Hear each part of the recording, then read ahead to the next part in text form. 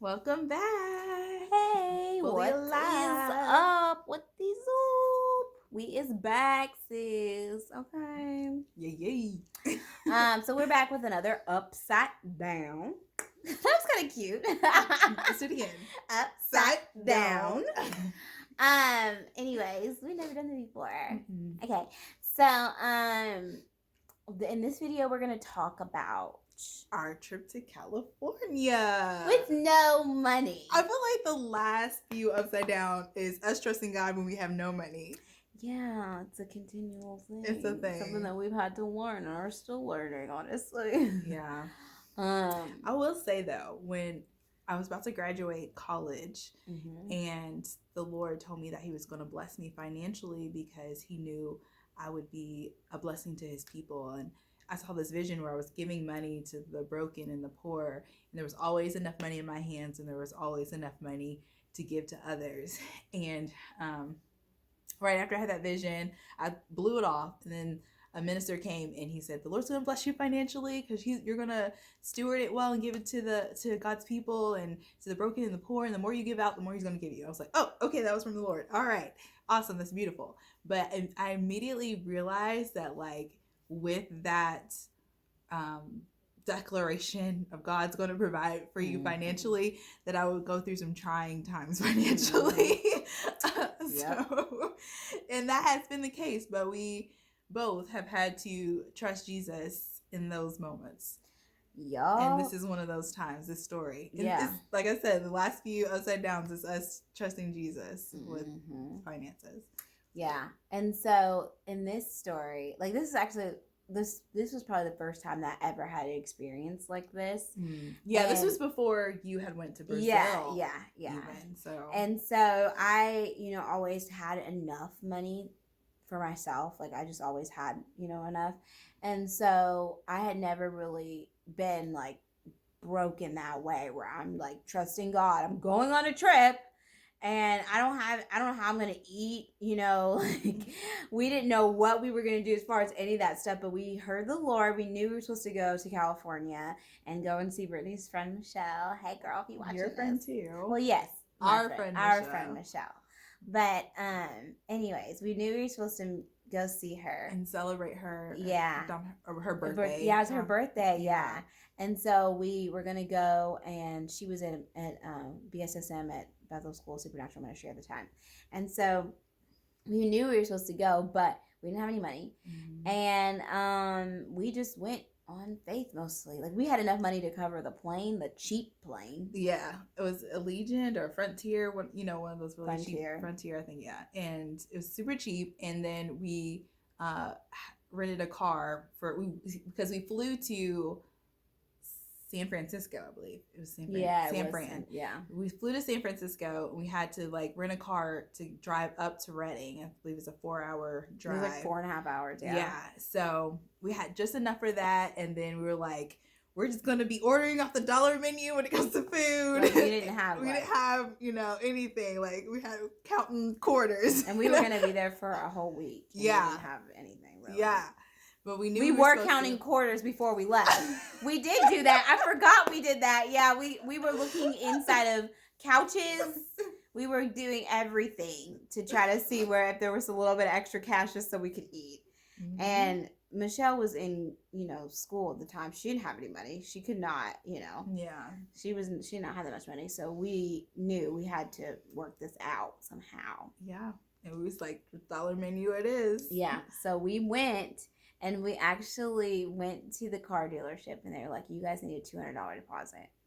We don't have $200. Mm-hmm. So I was freaking out because I was like, how are we going to pay $200 for a deposit? And we had to sit. We literally sat at that car dealership for like 6 hours. We did. Calling, texting, friends seeing who could help us. Someone could come pick us up. Like, it was crazy. 6 hours. Yeah. I was in a place where like this was trying, but I was still trusting God. I was hearing the Lord saying it was going to be okay. And I was holding on to that word because myself wanted to freak out, but I had to literally just fixate on Jesus saying it's going to be okay. And Adria, I was freaking out. I literally was like, I can't believe we are stuck in San Francisco. What are we gonna do? We don't have any money even to get a hotel. Like, if we have to stay here, like, what are we gonna do? Brittany, she was like, it's gonna be okay. It's gonna be okay. I'm like, it is. We have our bag, like all of our stuff, like these huge suitcases, and we're just sitting there and waiting, calling and waiting, like for hours. These people are probably like, what's going on? Like, they were in and out of their shifts by the time we were still there. Yeah. And so we finally got a hold of our mom, and we were like, hey, could you please, pay transfer the $200.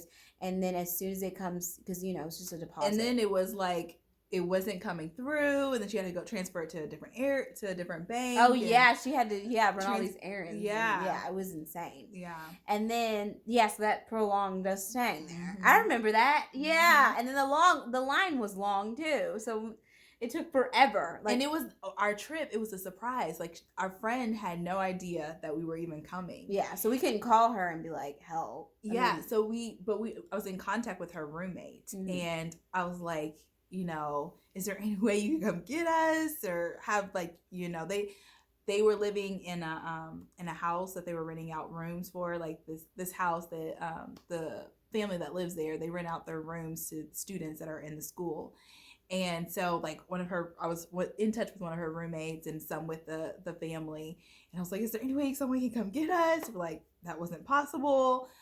Their cars weren't working well enough to like come that far and come back, because that was in like a long 9-hour trip. Yeah. So it just wasn't. It was just like all these things were falling through, but I still heard the Lord, it's gonna be okay. And I was tempted to just be like, call my friend and be like, hey, like, this is what's going on. We came here to surprise you. But I was like, I have to trust Jesus and what he's saying. I did call her and I would just be like, hey, how are you? Da, da, da. And the Lord was telling me not to say anything, so I didn't. And I found out her roommate was like, hey, who are you talking to? And she's like, oh, it's Brittany. And she's like, how is she? Did she say anything? She's like, oh, she's fine. Yeah, she sounds like she's doing good. And so her roommate knew we were freaking out. Stuck in San Francisco. Yeah. But anyways, so yeah, we were freaking out. And so finally the transaction went through and we got the car. We ended up getting this really cool sports car. That was the only thing they had left. They were supposed to give us just like one of those normal like 4-door cars. Yeah. But we got this really cool sports car because they were like, we're sorry. This is all we got. And I was like, really? That's awesome. Actually, we were angry. I was like, I can't even fit my suitcase in the trunk. Like, this is like so inconvenient. And then once we got the suitcase in the back seat, which we finally got it in there. Yeah, because it's just a two-door. Yeah, so I had to like get it back in there. So, but after we were driving, we were like, actually this is kind of cool. We would have never been able to drive a sports car if it hadn't been for this whole mishap, honestly. So yeah, and then so we drove all the way up there, spent a week there, and we came and we were like, hey, this was a faith trip. We don't have any money. And Michelle was like, yeah, well, I don't have any money either. So this is also a faith experience for me as well. So like we just made it work. Like there were times where we literally ordered off the dollar menu a lot of times. Mm-hmm. We went to Jack in the Box and got the 2 tacos for $1. Like multiple days. And then there were days where we were like, well, we'll just fast. It's fine. We don't have any money. We'll just fast. There was times though at the church people would give us food. There were multiple times, even when we said we were going to fast that day and we were actually really hungry, but we didn't have any food. We didn't have any money for food. People would give us food. Like we would be sitting behind people that were eating. Like there's one time where this girl was like eating with her family. She's making these really they looked really good, these sandwiches, and they had like chicken and stuff on them. And we were just talking to them, and we ended up praying for like her brother or something like that.